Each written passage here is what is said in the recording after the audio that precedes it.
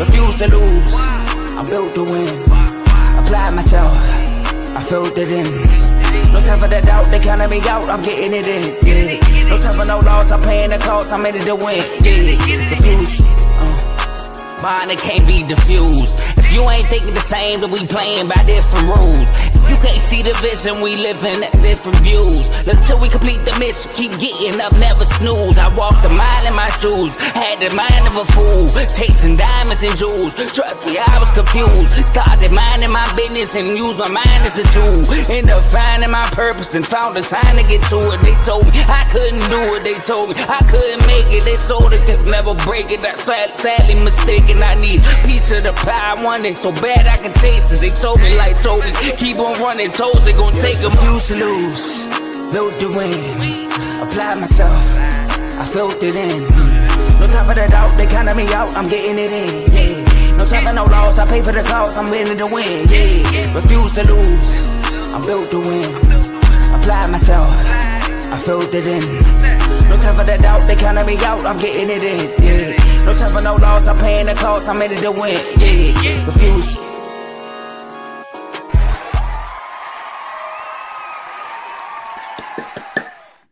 Welcome back, ladies and gentlemen, to the best fantasy football show in all the land, FFC.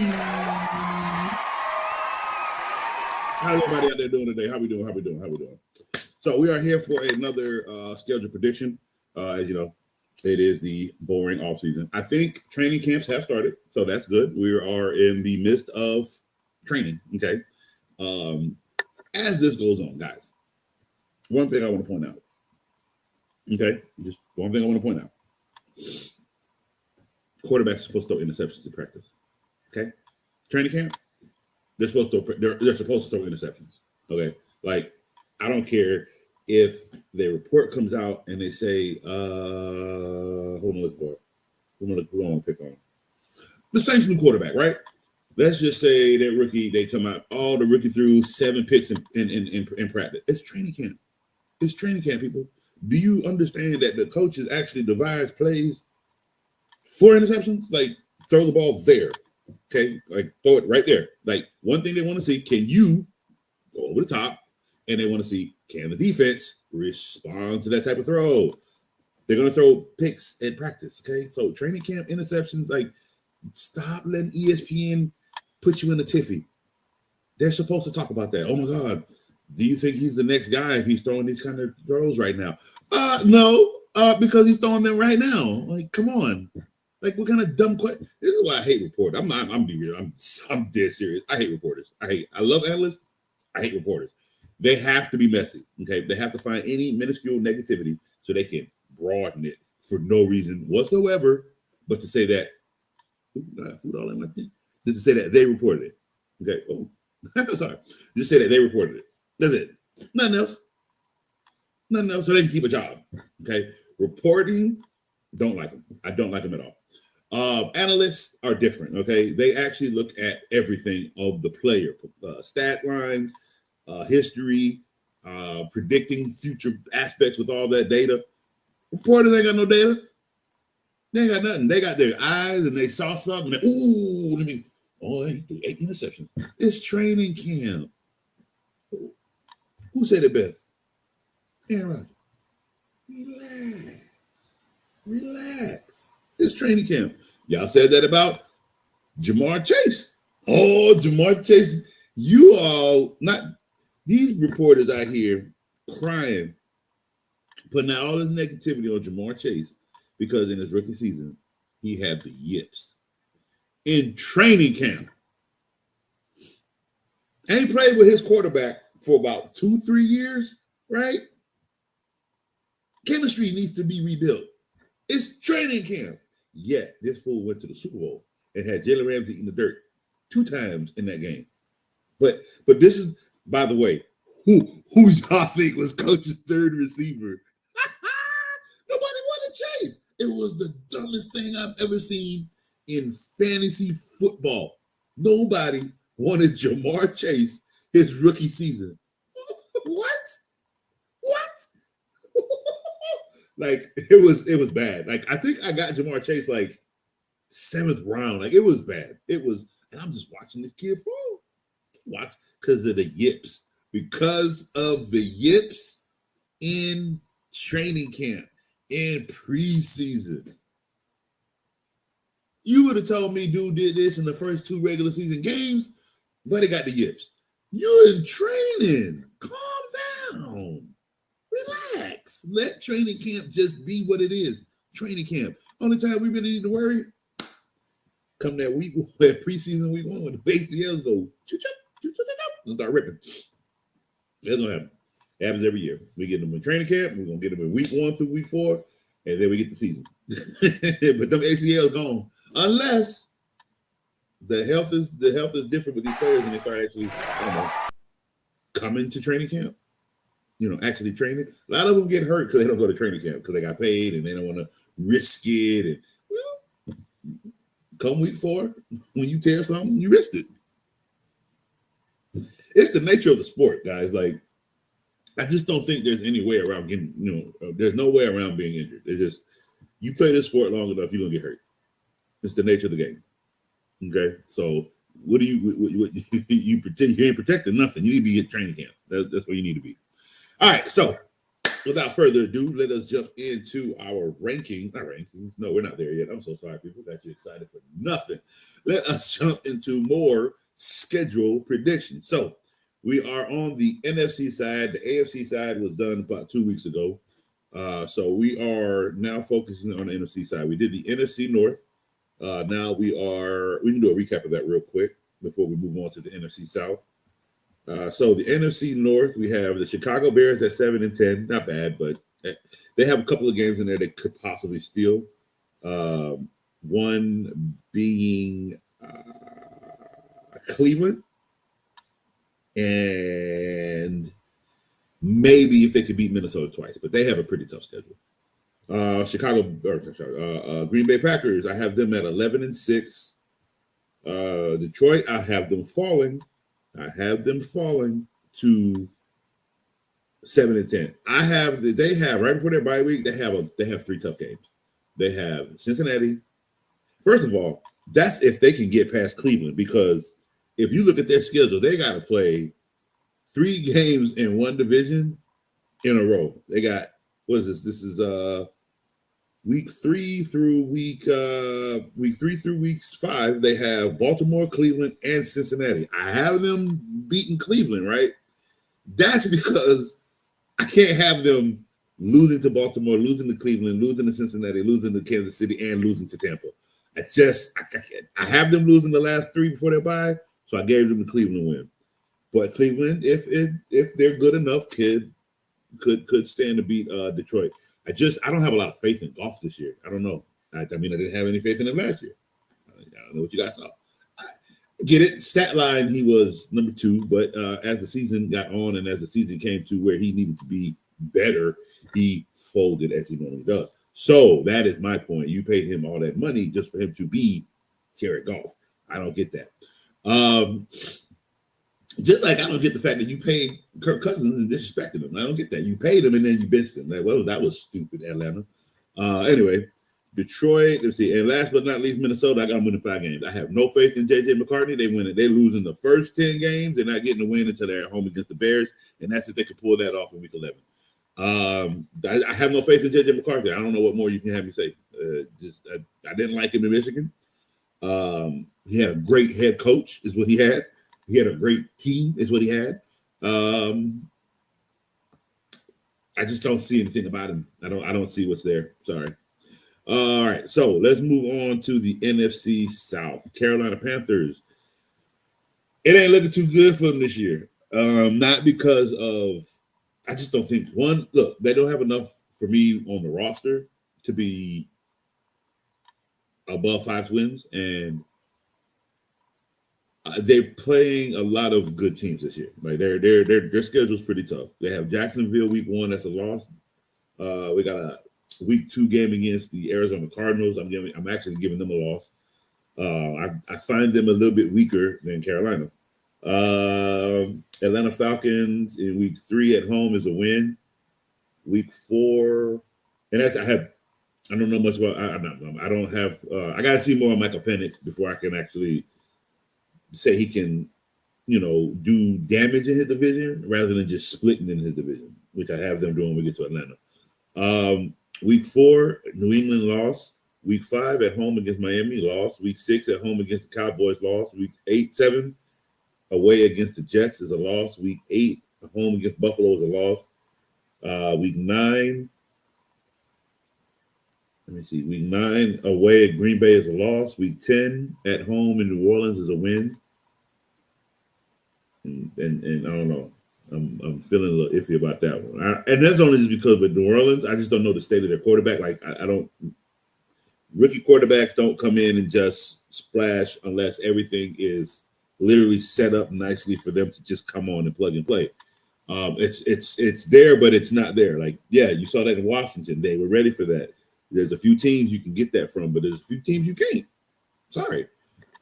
This is one of them. There's not enough on this roster to just plug and play this rookie quarterback for the Saints. For me personally, to give them the more than the wins that I gave them, we get over to them.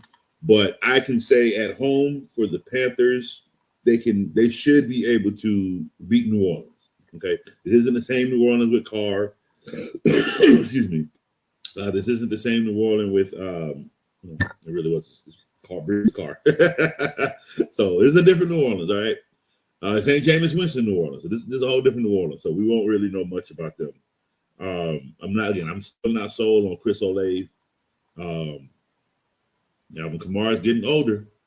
Okay, and that defense is not the same. So I do think Carolina could win in Week 10 at home against the Saints.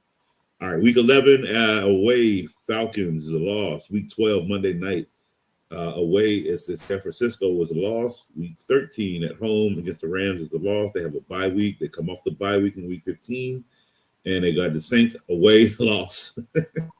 Tampa Bay Week 16 loss at home.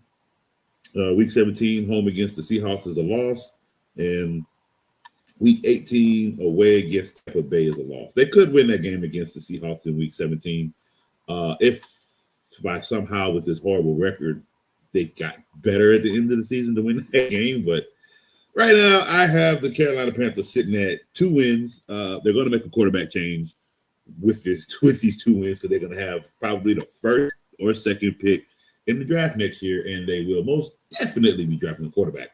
I am so sorry, but Bryce is just too small for this league, guys. I don't know what you want me to say. I'm not going to sit here and say he played great. He played great at the end of the season, won enough to get him to win games, and it ain't going to transfer over this year. They don't have much. Okay, I don't see a successful career for Bryce Young with the Carolina Panthers as a starting quarterback. He could be a backup other places, but it's just been so bad, and it's not going to get better. You tell me on this schedule that all the teams that I just read between Arizona, New England, Miami, Dallas, maybe the Jets, Bills, Packers, Falcons, I got them splitting with the Falcons, but I got them twice to the Bucks. They got to play the Bucks in Week 16 and 18. I got them losing twice to the Bucks. So 2 wins. This is going to be a rough schedule for the Carolina Panthers. All right, Atlanta Falcons up next. We have, let's see here. Atlanta Falcons Week 1 at home against the Bucks is a win. Week 2 Sunday night and on the road against the Vikings is a win. Week 3 away against Carolina is a loss. Week 4 at home against the Washington Commanders is a loss. They got a bye week. Week 5, Week 6 Monday night against Buffalo. Week 6 Monday night at home against Buffalo is a loss. Week 7 Sunday night San Francisco, loss. Week 8 home against Miami is a loss. Week 9 away against New England is a loss. Week 10 they're going overseas to the Colts. They'll win that game. Week 11 afternoon it's Carolina Panthers. They'll win. It's a home game. Week 12 away against the Saints is a loss. Week 13 away against the Jets is a win. Week 14 at home against Seattle is a win. Week 15, Thursday night on the road against Tampa is a loss. Week 16 away against Arizona is a win. Week 17, Monday night at home against the Rams is a loss. And Week 18 Monday, home against the Saints is a win. So I got them winning 8 and 9. But please, somebody tell me, what in God's name did the Atlanta Falcons do to get 1, 2, 3, 4, 5 primetime games? 5 primetime games. And Cam Ward couldn't get one? 5 primetime games for the Atlanta Falcons. Why? For an 8-9 record? That's a joke, right? I'm dead serious. This has got to be a joke. Every team they have a game against that is a primetime game is against their playoff team.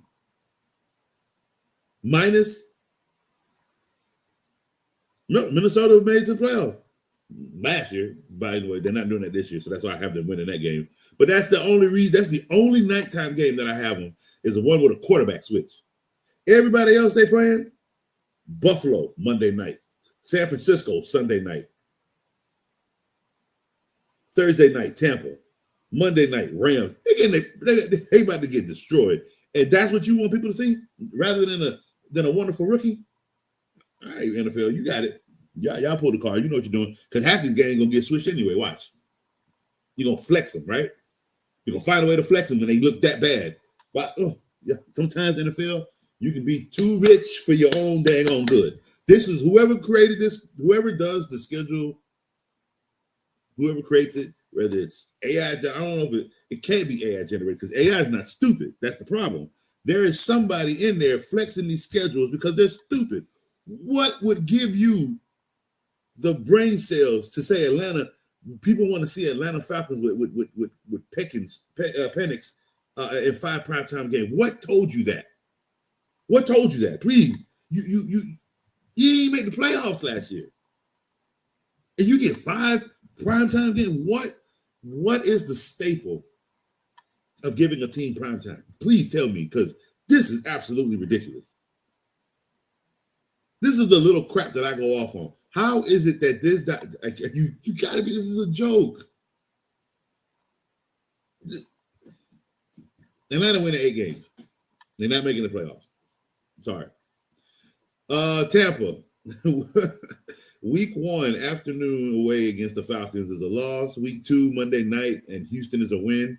Week 3 at home against the Jets is a win. Week 4 at home against Philly is a loss. Week 5 away against Seattle is a win. Week 6 at home against San Francisco is a loss. Let's see. Week 7 Monday night away against Detroit is a win.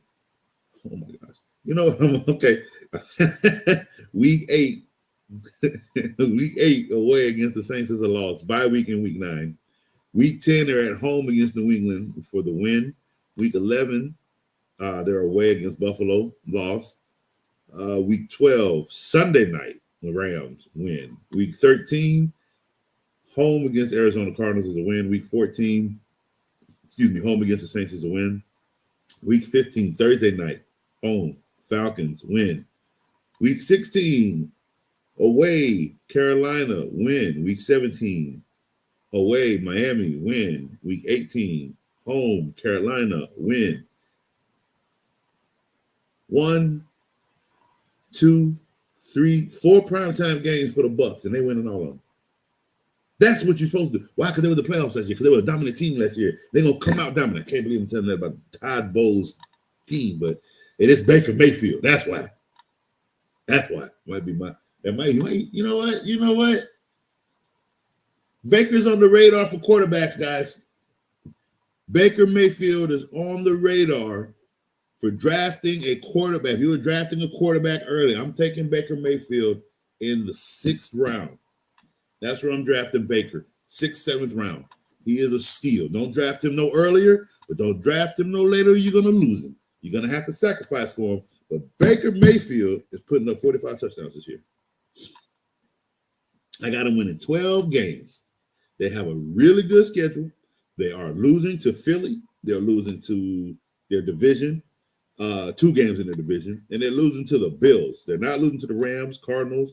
They're not losing to the Miami. They're not losing to Seattle. They're not losing to the Jets or Houston.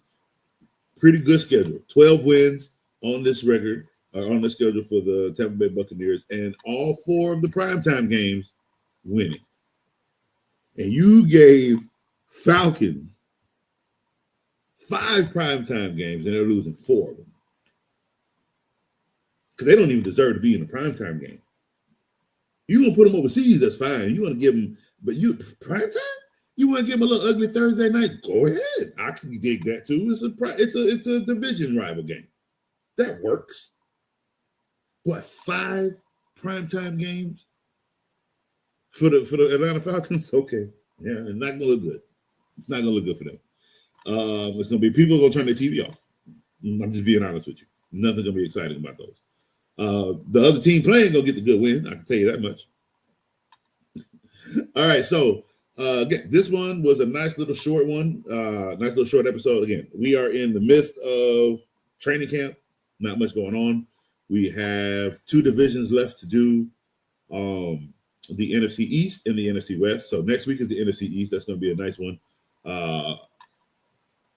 It's going to be controversial when I'm done with it. I can promise you that. Some might like it, some might not. But it'll be in the chat.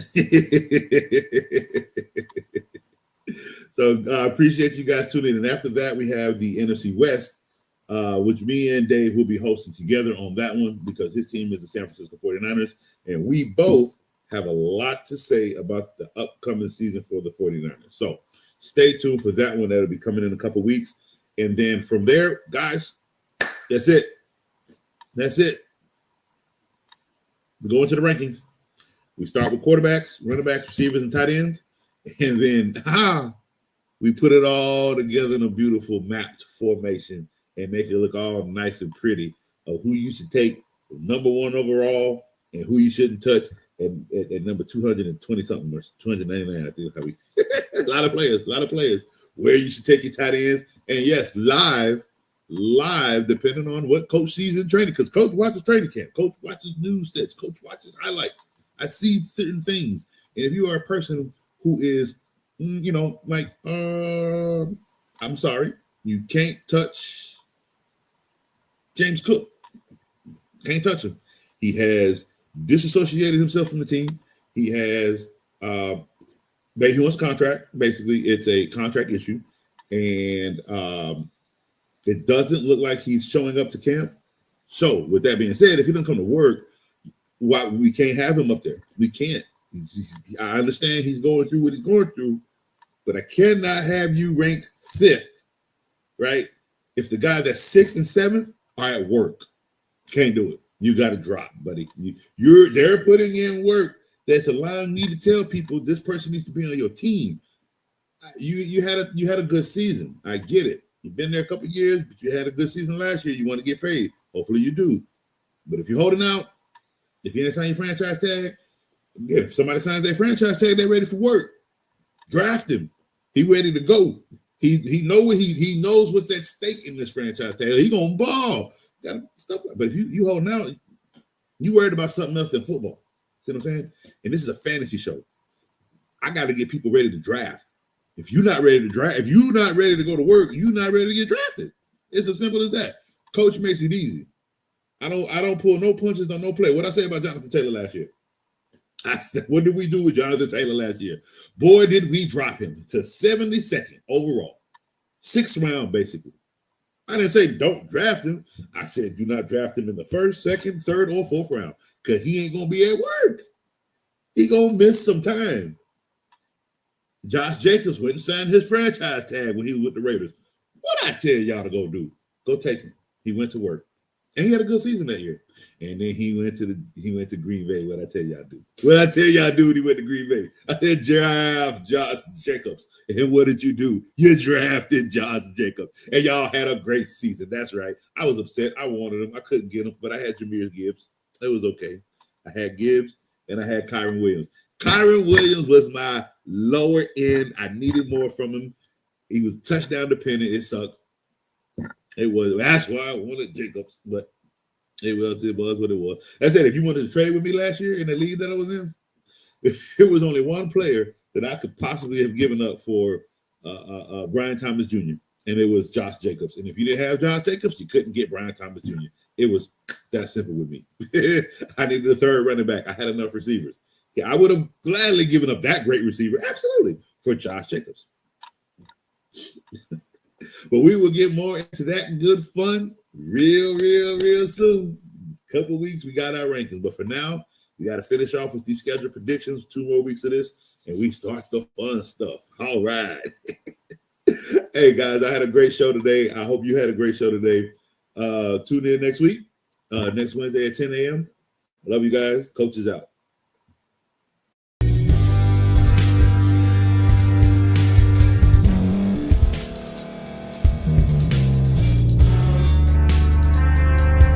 Thank you for staying to the end. If you're watching this on YouTube, please like this video, subscribe, and also hit that notification button so you can be notified next time we put out a video. If you're listening on any podcast platform, subscribe and hit that notification button, y'all, so you can be notified we put out another podcast audio. And last but not least, hit that share button. No matter what you're listening to or watching it, hit that share button and send it to somebody that you know that would love to watch this episode you just listened to. So once again, thank you for staying to the end, and we'll see y'all in the next episode.